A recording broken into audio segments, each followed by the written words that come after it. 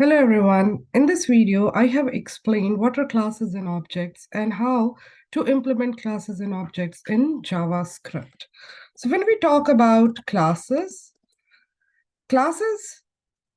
logically group the similar entities together. Okay. So it logically group the similar entities together. For example, let's take a class bird. Okay. There are certain properties of the birds that bird can fly, right? Then, so bird have, let's say, eyes, right? Two legs, right? Then they have feathers. And then the methods that the bird have is like they fly, birds can fly, birds can eat, right? So all the birds that fly, that eat, that make some sound, or those sleep, those who have eyes, legs, feathers, they can be grouped together in one unit, right? In one category. So that will be called as a class that logically group the similar entities together. Okay. Similarly, if I'll say class animal, okay, animal also have legs, they have eyes, they have tail, then they can eat, they can run, they can sleep, they can walk, etc. Right? So classes logically group the similar entities together. The technical definition of classes is it's a blueprint. Okay, it's a blueprint or a template. Okay, for example, let's take an example of uh, a floor plan. Okay, so here, and if you'll see, this is a blueprint that describes a house. Now, this blueprint is nothing but a floor plan, basically. So if you follow this floor plan, you can make many more houses, right? So let's say this is the house of John, the second house is of Henry, the third house is of Tia, right? So the blueprint is nothing but your class, and the actual houses that you see is nothing but the object. Okay, let's take another example. So let's say I have a class car, and the different objects of the class car could be Mercedes, BMW, Audi, Tesla, Toyota, etc. Right? Now, if I'll talk about the properties, so each class has the properties in the methods, okay? So if I'll talk about the properties of a car will have a make, model, and year, right? And the functions or the methods of a car could be accelerate, stop, and objects will be the different types of car that we have, a Camry or a Benz, Toyota, Tesla, etc. As in another example, let's take an example of a person class. Okay, so let's say I have a class person. A person has a name, age, city, gender. A person eat, study, sleep, play, run, etc. Right? Now, if I'll talk about the objects of the class person, it could be John or Desi or Henry or Tia, right? So, objects binds the properties and the methods together. So, object bind the properties and the methods together. Okay. Now, so that's the basic definition of a class and an object. The advantage of this would be you're writing a code in one class and you can create as many objects as is required by a program, right? So it is leading to code reusability. So you can reuse the same code again and again. And that is the advantage of classes and object, or basically an object-oriented programming. Now, in JavaScript, how do we create a class? So in JavaScript, the way we create a class is by using a keyword class. So what I would do is I'll use a keyword class and then write the class name. So let's say my class name is person, right? Now, the function that creates an object is called as constructor. Okay, so constructor, it's kind of a special function which creates an object. And the way we define it in JavaScript is with a keyword constructor and opening and closing curly brace. Okay, so I have created a constructor. First of all, I created a class, and then inside the class, I created a constructor. And let me write something inside the constructor. So I'll just say person created.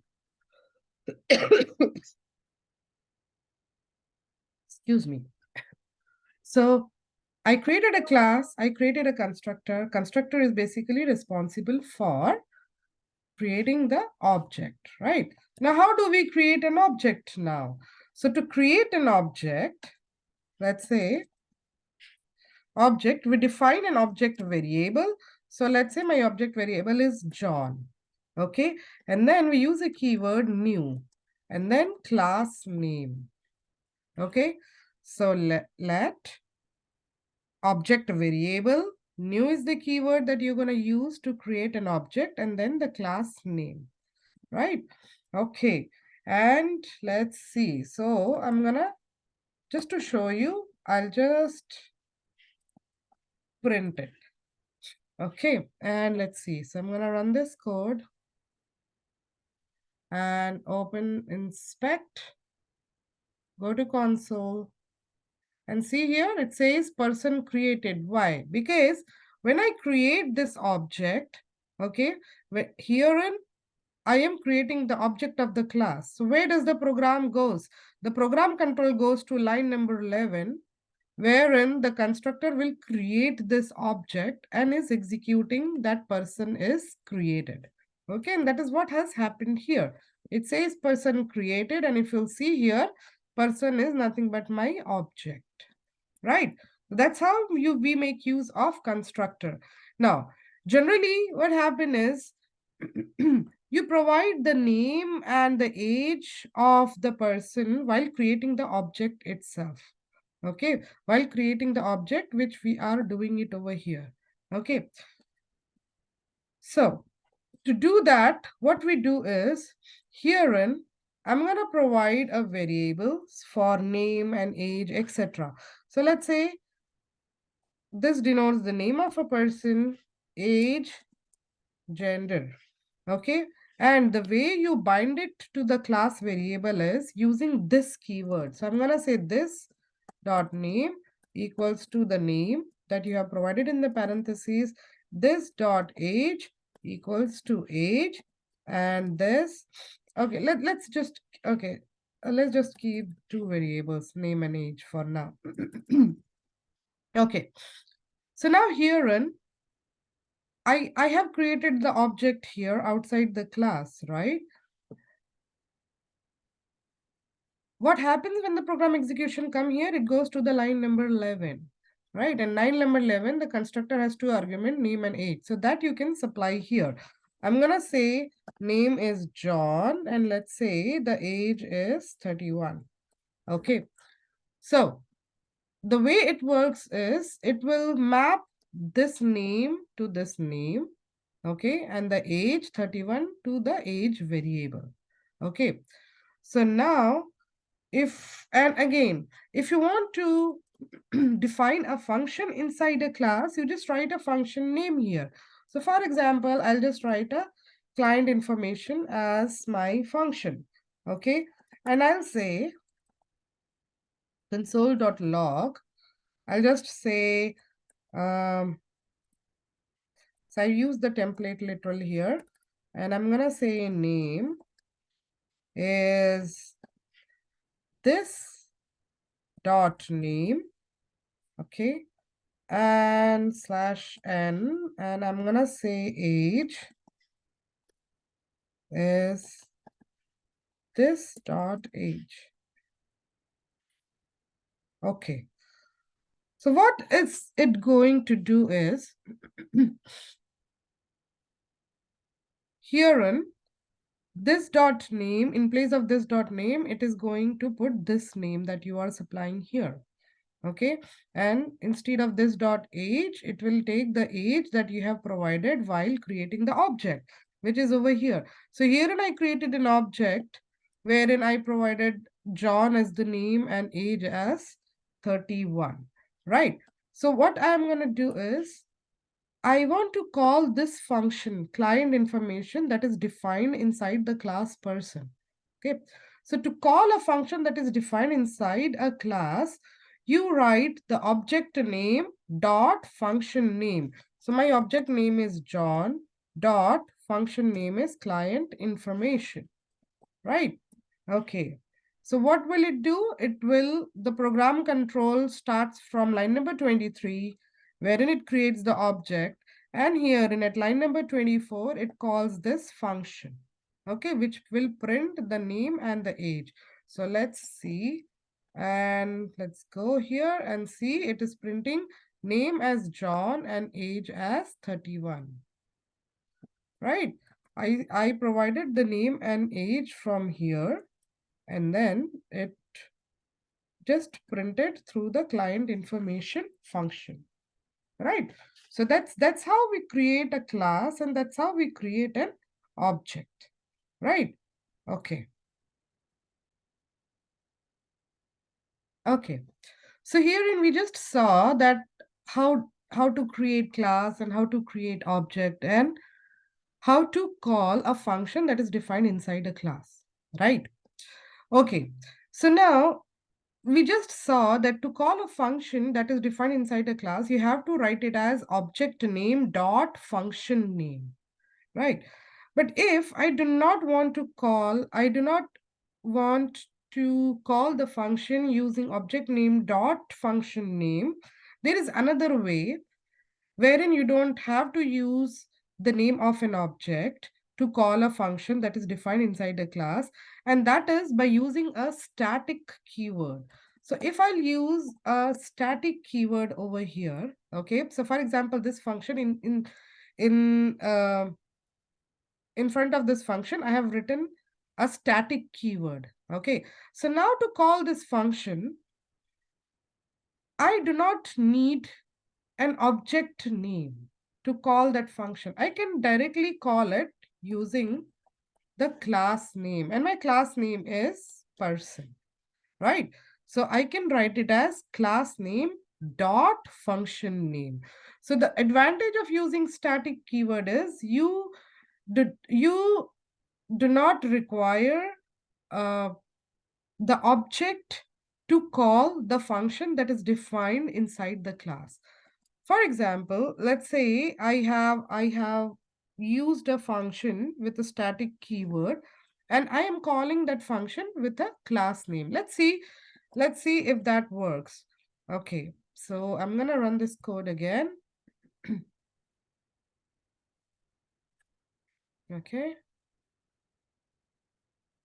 and let's see, Control S, and my code was here, and if you'll see, it is doing the same thing. Okay, the age is undefined, and I'll have to see why. Name is, the age is undefined. Okay. Okay. So it's showing the age as undefined. So let me remove this and check first, because okay, it's here. And let's see.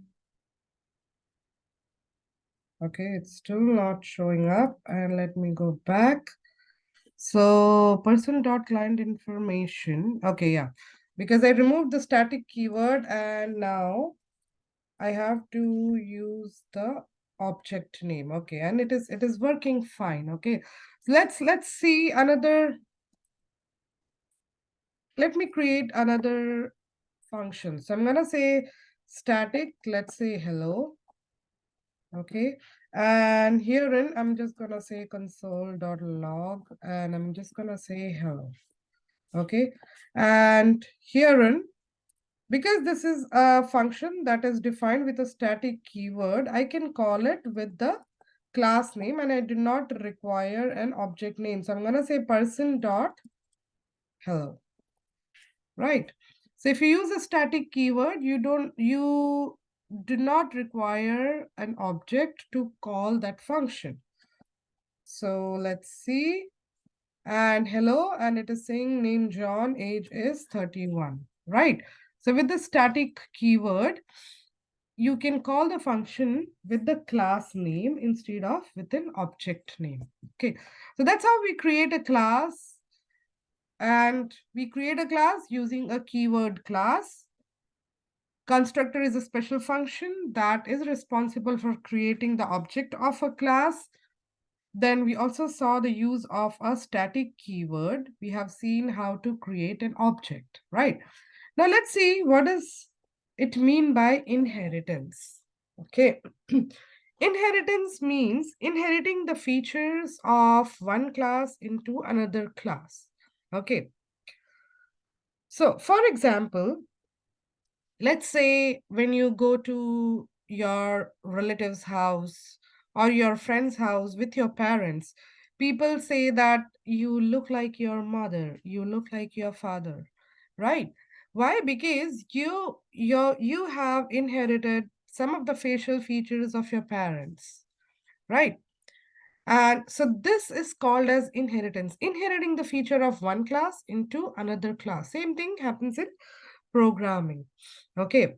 So if you are, when you are the child to your parent, you can access everything that your parent have by default, right? And same thing happens with classes as well. So we have, let's say I have a class 1, okay, and I have a class 2, okay. Class 2 inherits from class 1, okay. So class 1 is called as parent class, okay. Class 2 is called as child class, okay. For example, let's say I have a class I have a class that is vehicle, okay. What does a vehicle has? A vehicle has like tires, right? Vehicle have tires, vehicle have steering, etc. Now, car is a vehicle, right? Car is a vehicle, right? Or if I say car is a vehicle, or I can say that truck is a vehicle, right? Bus is a vehicle, okay? So that means car, truck, and vehicle all have something in common that a vehicle have, right? Plus, they also have their own properties, own attribute, right? Inheritance generally denote a is a relationship. Okay, car is a vehicle, truck is a vehicle. Now herein, vehicle is a parent class, car is a child class. Similarly, truck is a child class of vehicle, bus is a child class of vehicle, right? Now again, car sub it has its own categories like SUV, right? Like sedan, right? So again, SUV and sedan could be the child classes of class car, right? This type of relationships is called as inheritance. We call it as inheritance. Inheriting the features of one class into another class. The child class can access all the methods and the properties that a parent class have. Okay, opposite is not true. Child can access everything that a parent has. Parent can or cannot access what a child has. The opposite is generally not true. Okay, so let's see how to implement inheritance in JavaScript. So herein I'm gonna create two new classes. So let's say I have a class employee. Okay, I have a class employee. Now I'm going to create a constructor. And let's say employee has a name. Okay. And I'm going to say, let's say this dot name equals to name. Okay, let's change this variable so that you do not get confused. Excuse me. So this dot name is equals to name, right? That's the employee class. Now, manager is an employee, right? Manager is an employee. So I can create another class that is name is manager. Okay. But manager also has a name. I do not want to write the code again. So what I can do is I can inherit this class employee. The way you inherit the base class is using the keyword extends. So class manager extends employee, right? Again, it will have its own constructor as well. So let's say the manager will have a name and the manager will have, let's say, department. Okay, manager have name and manager has department. Now, this name I am inheriting from employee class, okay? So the way you do that is you use a keyword super, okay? And just provide the variable inside that. So that way you are saying that I am inheriting this from the parent class, which is nothing but employee class, okay? So I'm taking the name from the employee class, okay? For that, we use a super keyword. Now, for department, I'm going to supply it from here. So I'm going to say this dot department equals to D. Okay. Now, let's create the object of the class to understand this. So I'm going to create an object of manager class. Now, how do you create an object? You use the keyword let. You use an object variable. So let's say my object variable is manager1 and I'm going to say new manager. And let's say the manager name is John and the department is engineering, right? And let's print it out. So I'm gonna say console dot log and I'm gonna say name and manager one dot name, right? Plus okay. So similarly, I'm gonna say console dot log and department, comma. I'm gonna say object name. So you can call the variables and the methods using the object name. So object name dot variable name and my variable name is department. Now see, I did not created any object of the employee class. I just created an object of a manager class, right? And I'm just providing the name and the department and it is going to inherit the method or the constructor of the employee class to call that. Okay, let's see this. So I'm going to run this. I'm going to say Control S and let's see here. So name is John and department is engineering. If you'll see, it is printing that over here, right?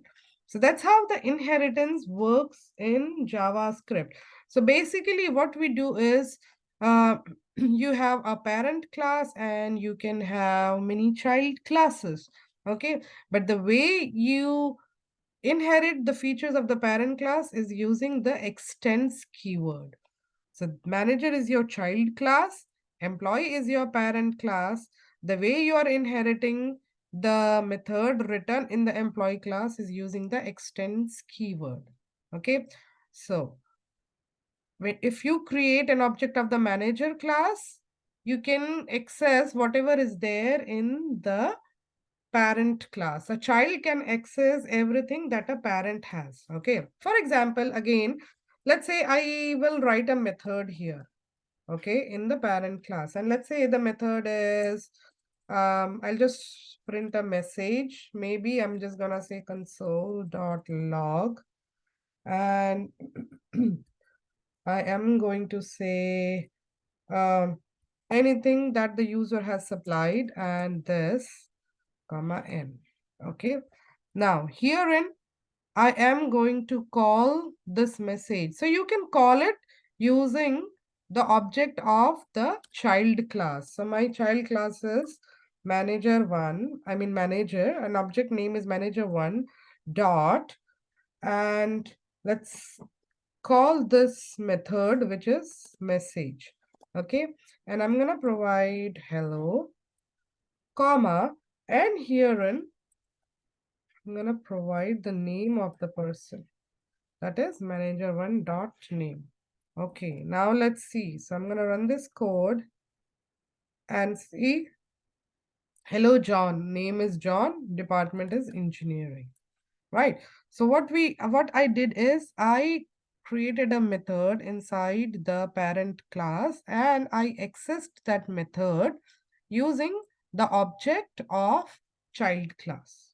Right. That is the advantage of inheritance. Okay. Again, you don't have to write the same code again and again. So it leads to code reusability because I'm reusing the code that I have written in the parent class.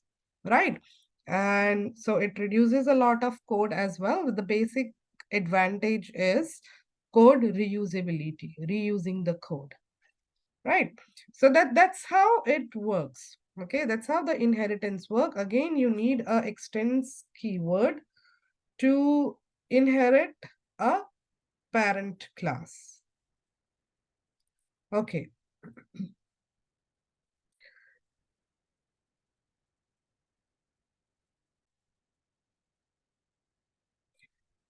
Okay, so now let's talk about what does it mean by private and public fields. Okay, so when we define a class, the variables and the methods that we define inside the class by default is public method. Okay, what that mean is the method and the variable can be accessed outside the class. So for example, herein, my class definition has ended here, right? But the variable department I am accessing outside the class. You see this manager1 dot department, right? So I am trying to access the field or a variable that is defined inside the class from outside the class. Why? Because by default, all the fields and the methods that you write inside the class have the accessibility as public. We call it as access specifiers. Okay. By default, it is public. Okay. Which means it can be accessed outside the class. So if you'll see these variables, department, I have accessed it outside the class because by default it is public. Okay. But generally, when we write code, we do not want our variables and method to be publicly accessible outside the class. Why? Because when we do software development, most of the time, many team members work on one code, right? So you want to protect your code. For that, we make use of private, we make use of private access specifiers. The way we do it is, let's see, let's consider a simpler example. Okay, so to define private fields in classes, we use a keyword or we use a hash symbol. Okay, for example, let's say I want to define a class rectangle. Okay, so I'll define a class rectangle. Now, a rectangle has a length and a width, right? So now these two fields of the rectangle, I'm going to define it private. The way we define it private is by using a hash symbol or a pound symbol in front of the variable. So my variable is length, right? And the other variable that I'm going to define it as private is width. Okay, now let's define the constructor. And herein, I'm going to take this. And now when you define it as private, you use the hash symbol everywhere you are using that variable. Okay, so I'm using this variable length. So I'm going to do it like this. Then this dot hash width equals to W, right? So I've defined a constructor here. Now see, if I'll create an object of this, okay, so outside the class, I'm going to create an object of this one, and I'm going to say let box is equals to new rectangle, okay, and I'm going to provide this, okay, and let's see, console.log, and I want to print the length, okay, so I'll say box.length, okay, let's see this, okay, so I'm going to run the code and open the console. Okay.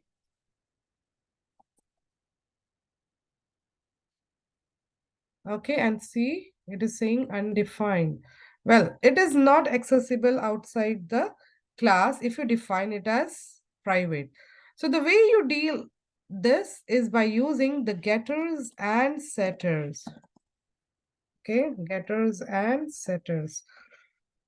Those are the functions that allows the accessibility of the private variable outside the class. So if you want to have these variable outside the class, we make use of special functions called as getters and setters. And the way you define it is with the keyword set and the get. So I'm going to say set length. And I'm just going to provide a length over here. And I'm going to say this dot. My length is a private field. So length equals to L. Okay. And same thing goes with your width. So set width and this. And I'm going to say this dot width equals to W. Right. And to access it outside the class, we make use of getters. Okay. Setter to modify the values from outside the class, getter to access the values, to get the values. So I'm going to say get length. And herein, I'm going to use a return keyword. So return this dot length. And similarly, to get the width, I'm going to say get width.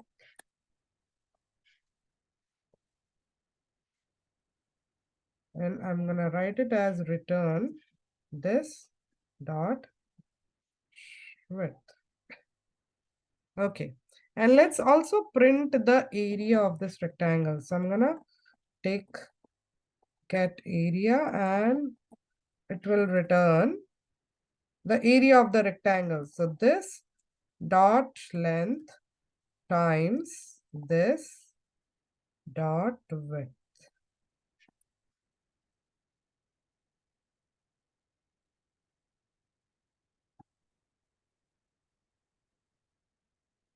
Okay. So I'm done with writing my class. So if you'll see, I've declared these two variables as private. Okay. And the way you do it is with a hash pound. Okay. With a hash symbol. Now, why we define it as private? Because we don't want our fields and methods to be accessed outside the class, okay, to make our code more secure. So now herein, what I did is I created an object of this class wherein I supplied the length is 2 and width is 3. And let's get these values here, okay. So I'm going to say console.log. And the way you can get that value is by using the getters, okay? So for example, I'm going to take the template literal here and I'm going to say area of rectangle with length, and my length is box dot length. I just write the area.